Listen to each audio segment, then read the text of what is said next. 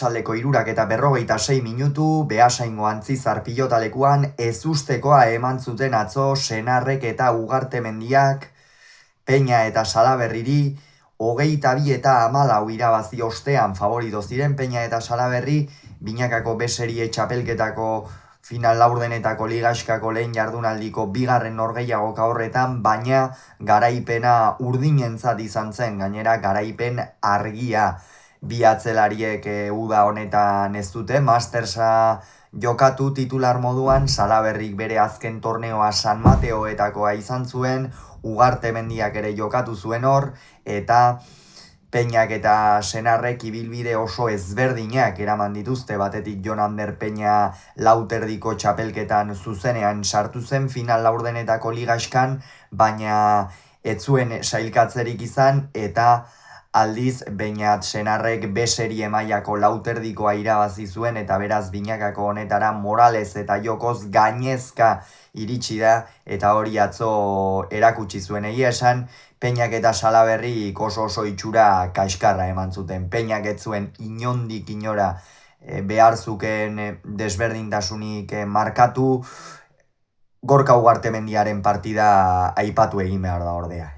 Ikeragarrizko partida jokatu zuen Alkizako atzelariak. Behar bada, profesional mailan ikusi diogun hoberena izango zen, behar bada hobe bat edo beste egingo zuen, baina oso egoki, zuzen eta ematen. Hori da Gorka Ugartemendiaren ezaugarri nagusia, jotzailea da, frontisa bikain baliatzen du, hankaioko bikaina dauka, esango nuke profesionaletan dagoen onenetako badaukala hankaiokoa dagokionez, eta benetan partida zoragarria jokatu zuen. Goiti berakoa, Ruben Salaberri ia une oro 7. kuadrotik atzera eduki zuen, bizkarra nabarmen erakutsi zion, eta horrek Beñat Senarri norgehiagoka eroso bat jokatzera eraman zuen. Aldiz, txamponaren beste aldean, esan dugun bezala, Peña eta Salaberri daude. Jon Ander Peñak ez zuen bere maila inondik inora eman. Nik uste kolpe gogorra izan dela beretzat ere txapelketatik kanpo geratzea, maila nagusiko txapelketatik kanpo, eta gainera B-serie mailan Peña nola baitean demostratu egin behar du, gai dela bertan jokatu eta bertan nagusi izateko, gerora maila nagusian jokatzeko. Atzokoan ordea ez zuen hori erakutsi, oso eroso ibili ziren urdinak, esan dugun bezala Ugartemendia epelak eta bi ematen, eta aurrean Jon Ander Peñak esate baterako bere arma nagusia den ezker gantxoarekin ez zuen tantorik egin, pilotari ez zionia ezer egiten, ez zuen erritmoa markatzerik izan, eta horrela zaila da partidak irabaztea. Aldiz, Senarrek eta Ugartemendiak bikote oso sendoa eta indarsua osatzen zutela bagenekien, eta atzo hori berretsi egin zuten. 12-5 iritsi ziren lehen etenaldira.